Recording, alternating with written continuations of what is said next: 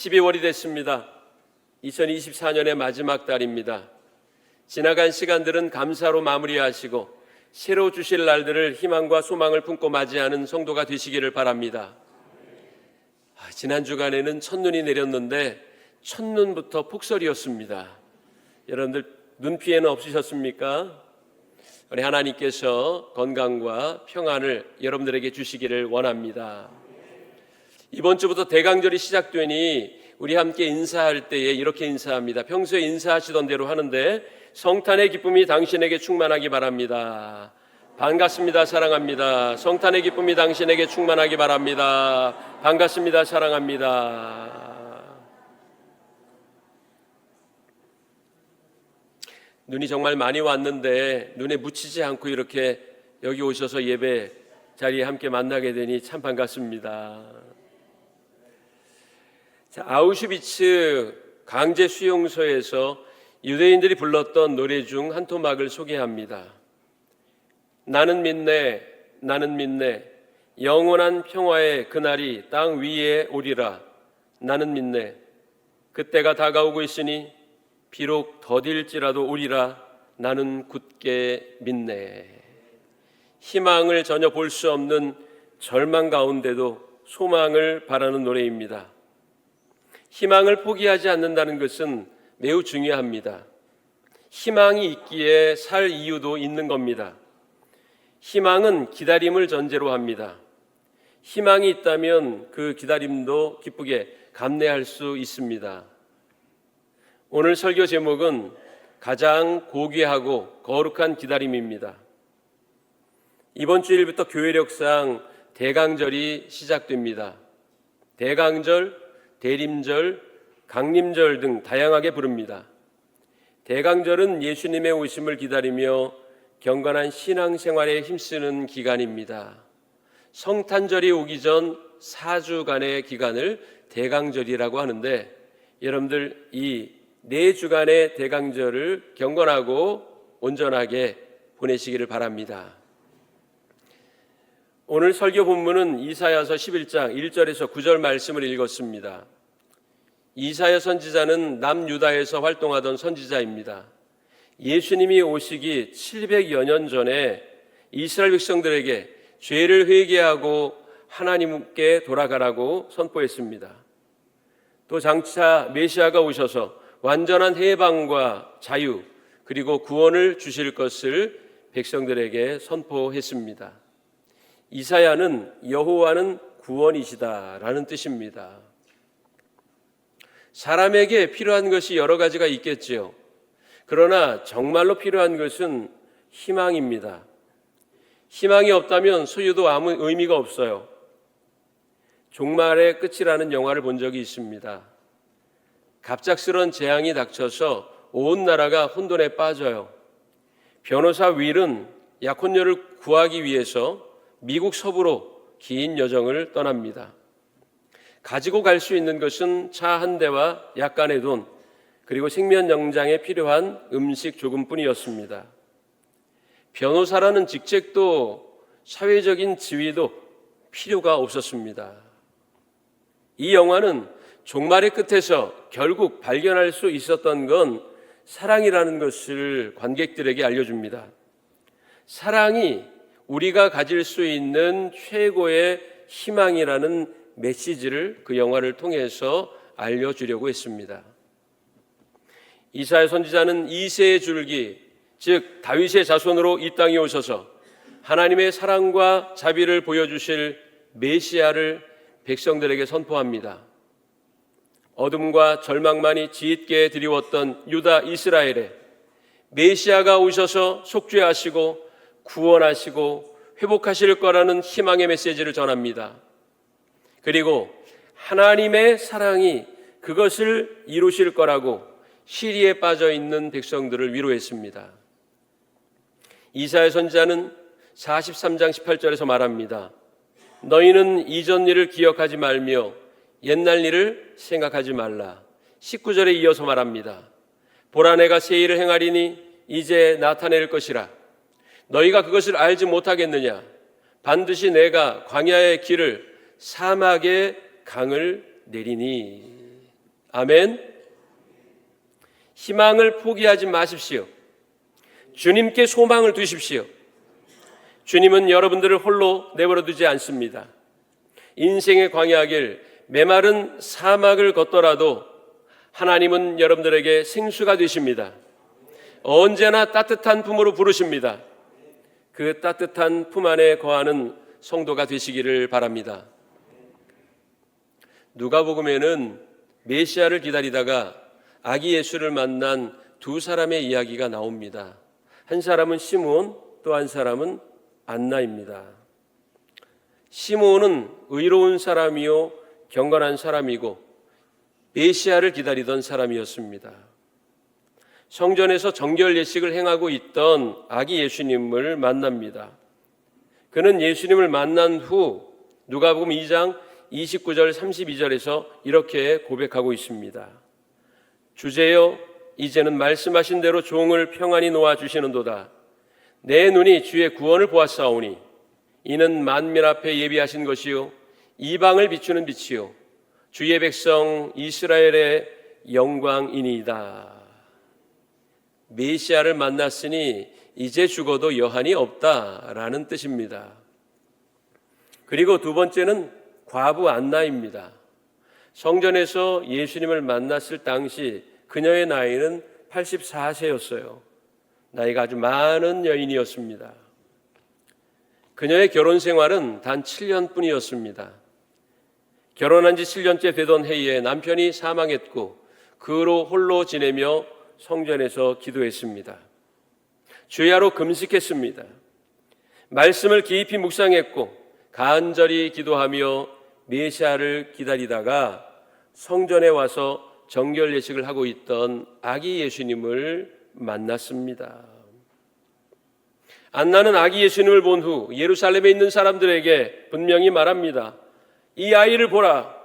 그가 바로 하나님의 메시아이시다. 내가 오늘 그분을 만났다. 우리가 하나님의 구원을 보았도다. 누가복음 2장 38절 보니까 마침 이때에 나와서 하나님께 감사하고 예루살렘의 속량을 바라는 모든 사람에게 그에 대하여 말했다고 했습니다. 시므온과 안나 두 사람은 모두 메시아를 기다리던 자들입니다. 그런데 그 기다림이 막연한 기다림이 아닌 고귀한 것을 기다렸기에 그 긴 세월의 외로움과 고독함도 견딜 수 있었습니다. 대강절을 뜻하는 어드벤트는 다가오는 미래를 뜻합니다.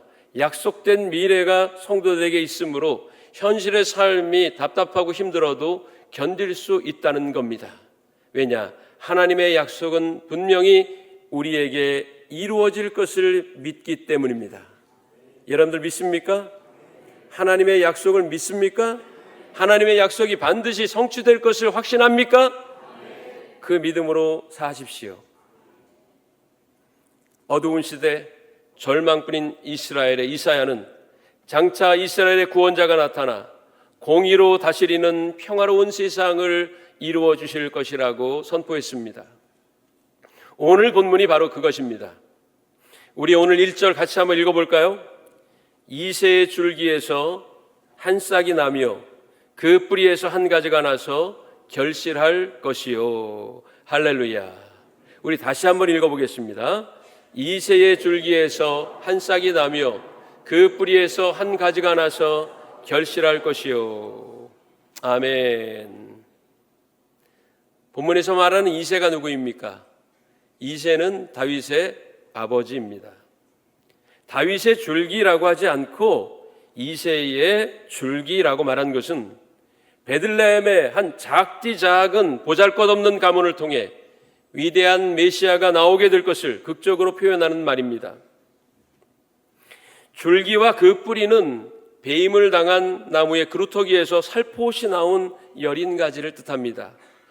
그러므로 이새의 줄기라는 표현은 울창한 삼림과 같이 번영을 자랑하던 유다 제국이 몰락에 이르게 된 것을 상징적으로 나타내는 것입니다.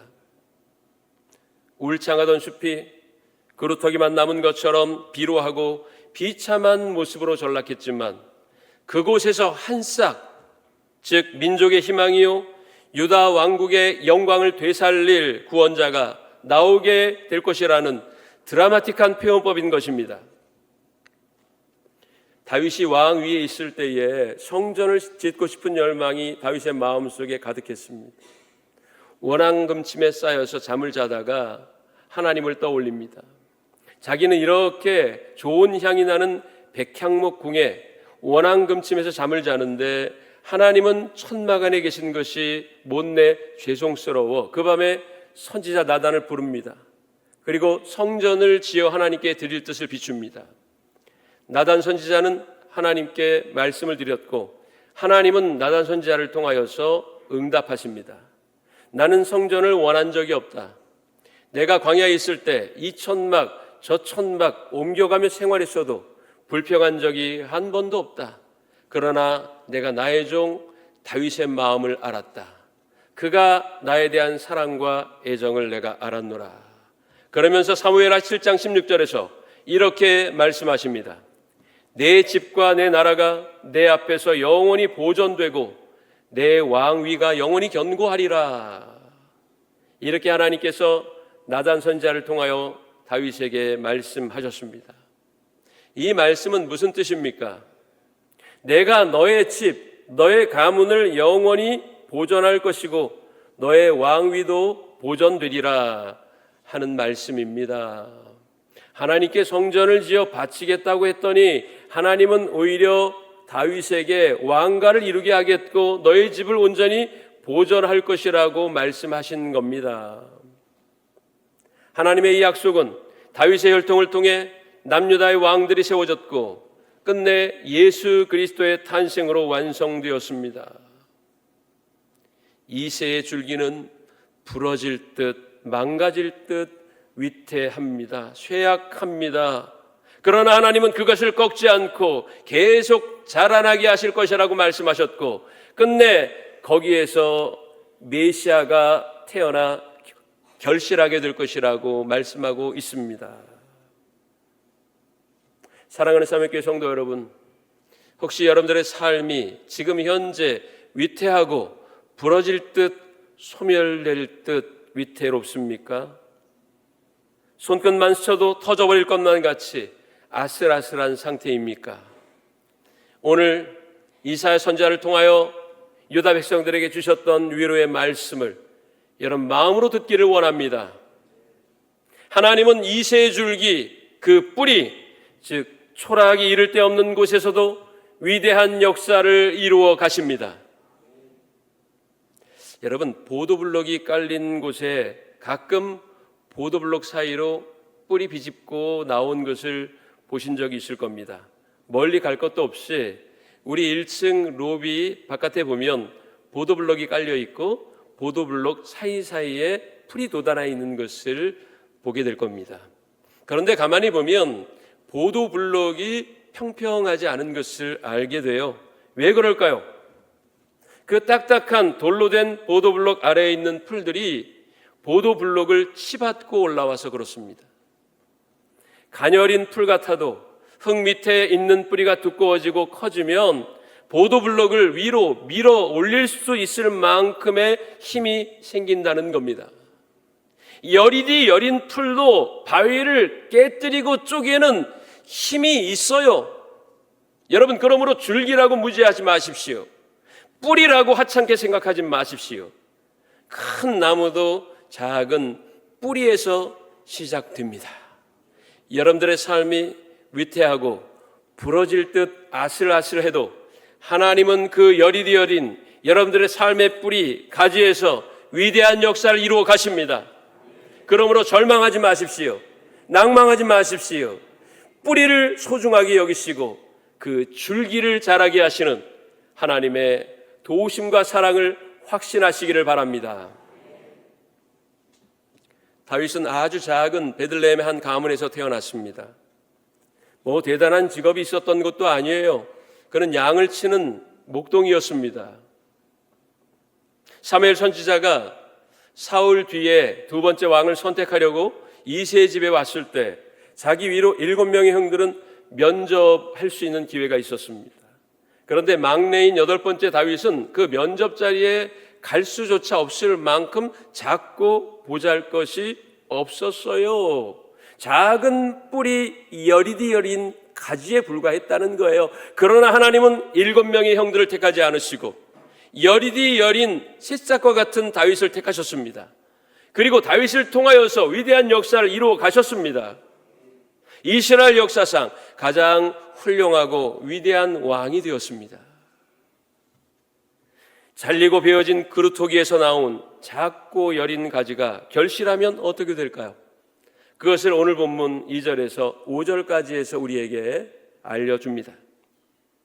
이새의 뿌리에서 나온 싹이 세상을 정복하게 되리라고 이사야 11장 2절에서 5절에 우리에게 알려줍니다. 보여주세요. 그의 위에 여호와의 영, 곧 지혜와 총명의 영이요 모략과 재능의 영이요 지식과 여호와를 경외하는 영이 강림하시리니, 그분이 강림하셔서 이스라엘을 회복하실 것이라고 말씀합니다.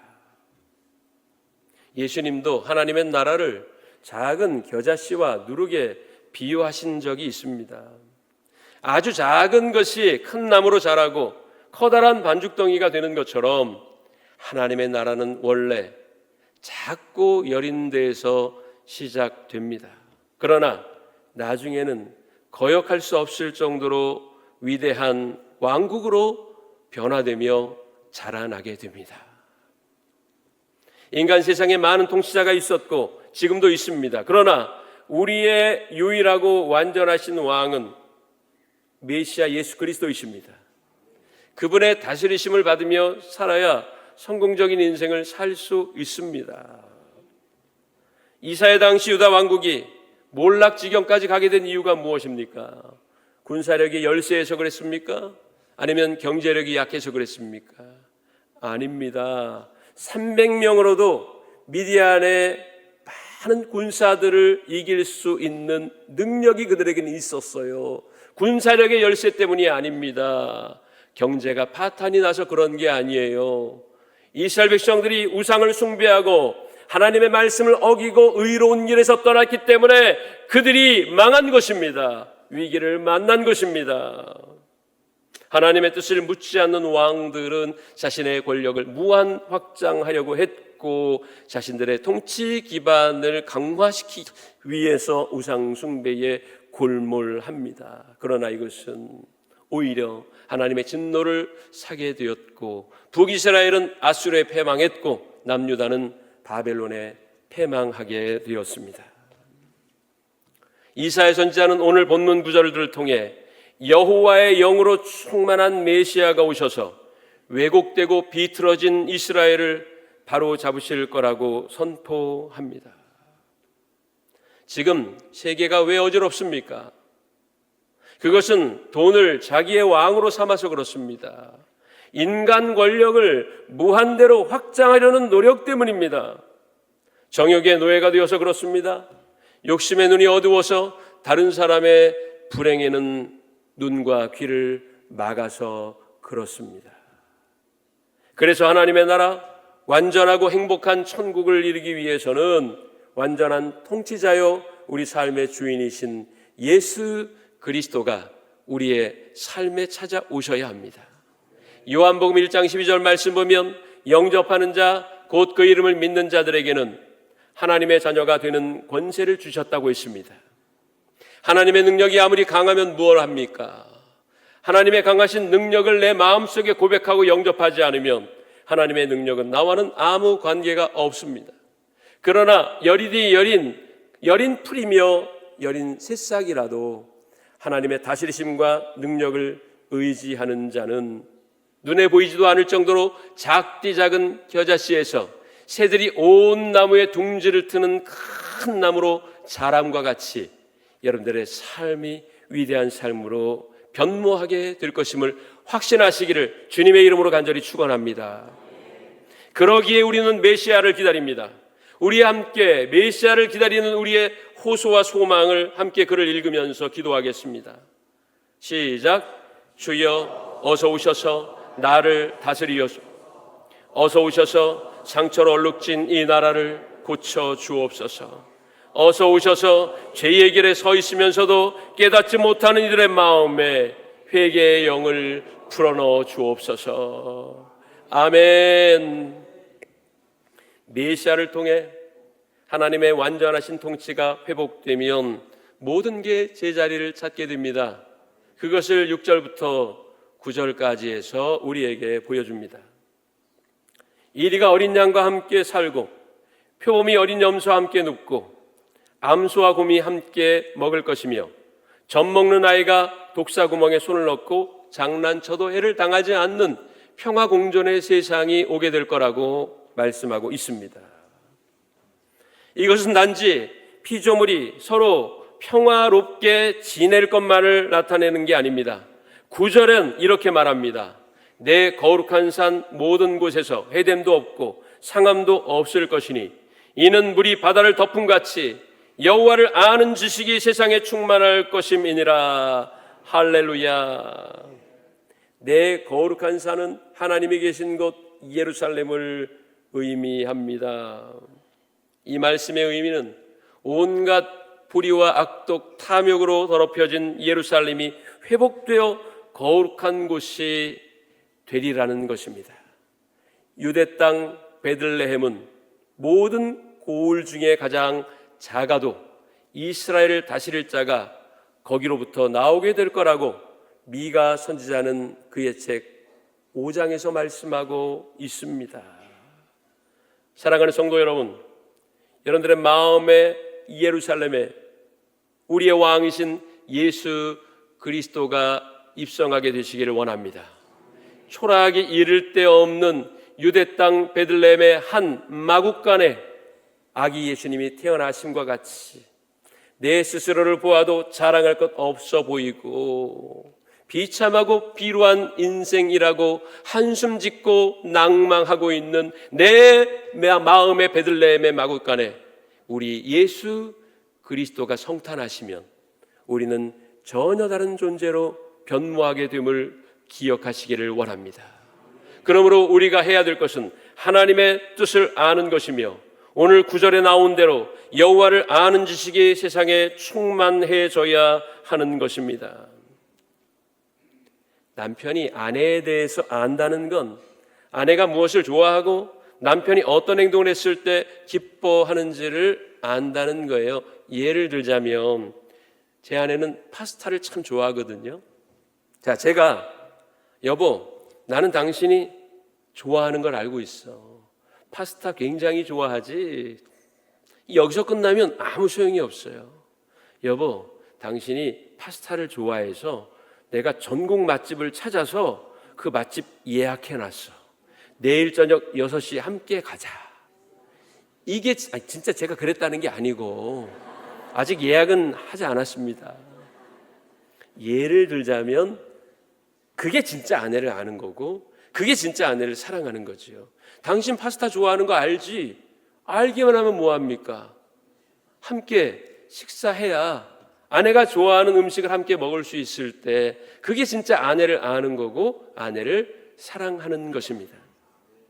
이스라엘 백성들은 하나님이 자기의 아버지가 되심을 알기는 알았습니다. 그러나 하나님이 정말 어떤 뜻을 가지고 계신지를 몰랐고 그 뜻을 이루어드리는 일에는 무관심했습니다. 율법의 문자 조항들은 지키는 데는 골몰했으나 그 율법이 가지고 있는 보다 본질의 의미인 하나님의 사랑을 실천하는 일에는 그들이 무관심했기 때문에 하나님의 진노를 사게 된 겁니다. 평화의 나라 좋지요. 완전히 공평한 사회를 만드는 것 그렇게 해야 합니다. 그러나 진짜 해야 할 게 있습니다. 그것은 우리 하나님의 마음을 아는 것입니다. 독생자 아들 예수 그리스도를 우리에게 보내시기까지 우리를 가슴 깊게 사랑하신 그 하나님의 마음을 알 때 우리는 진정 하나님을 안다 말할 수가 있게 됩니다. 하나님이 왜 당신의 외아들을 보내셨을까요? 존귀하며 거룩하고 가장 높으신 분이 왜 천하디 천한 사람의 모양으로 유대 땅 베들레헴 한 초라한 마국간에 태어나셔야 했을까요? 그것은 죄의 포악함과 죽음의 위협 앞에 있는 인간을 구원하시기 위함입니다. 죄로 인해 완전한 낙원을 상실하고 비루하고 구차한 찰나적 쾌락만을 탐닉하는 인간의 어리석음을 깨우치시고 완전한 낙원, 거룩하고 깨끗한 하나님 나라의 백성이 되게 하시려고 하나님은 당신의 외아들을 이 땅 위에 보내주신 겁니다. 바로 그것을 대망하는 것이 이 대강절에 우리가 가져야 할 신앙임을 기억하십시오. 현대인들에게 가장 부족한 것이 있다면 물질일까요? 권력일까요? 인간관계일까요? 저는 기다림의 미학이라고 생각합니다. 편의점에서 삼각김밥을 사서 전자레인지에 집어넣고는 창을 이렇게 들여다보잖아요. 30초 눌러놓고 언제 가나 전자파 나옵니다.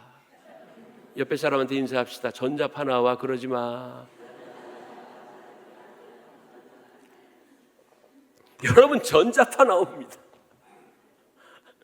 기다린 거는 못해요. 기다림을 너무 못합니다. 오죽하면 어젯밤 10시 전에 주문한 음식이 오늘 새벽 5시면 현관문 앞에 도착해 있는 시스템을 만들 정도일까요? 빨리 주여, 저에겐 인내가 부족하니 인내를 주옵소서. 대신 주시되 빨리 주옵소서.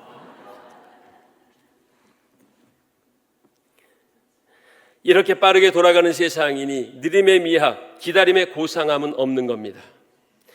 그러나 84년을 성전에서 기도하며 메시아를 기다린 안나의 기다림의 미학을 우리는 배워야 합니다. 속도의 시대를 살아가는 우리는 언제나 빨리 답이 와야 직성이 풀리고 얼른 응답되어야 아멘합니다.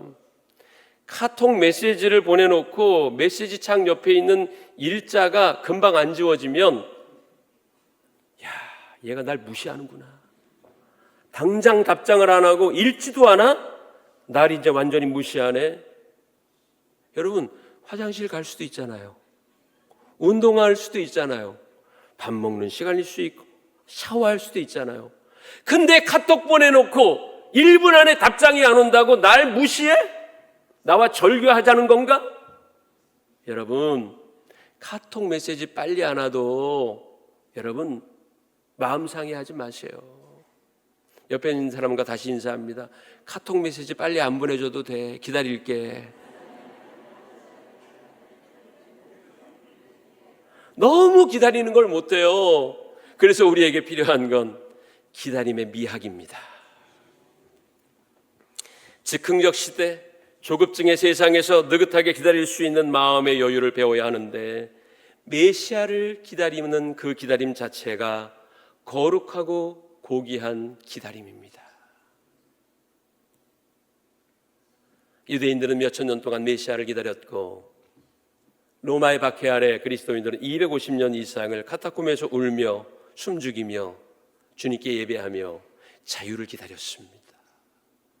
적어도 250년은 기다리고 말씀하세요. 옆에 사람한테 다시 합시다. 적어도 250년은 기다려.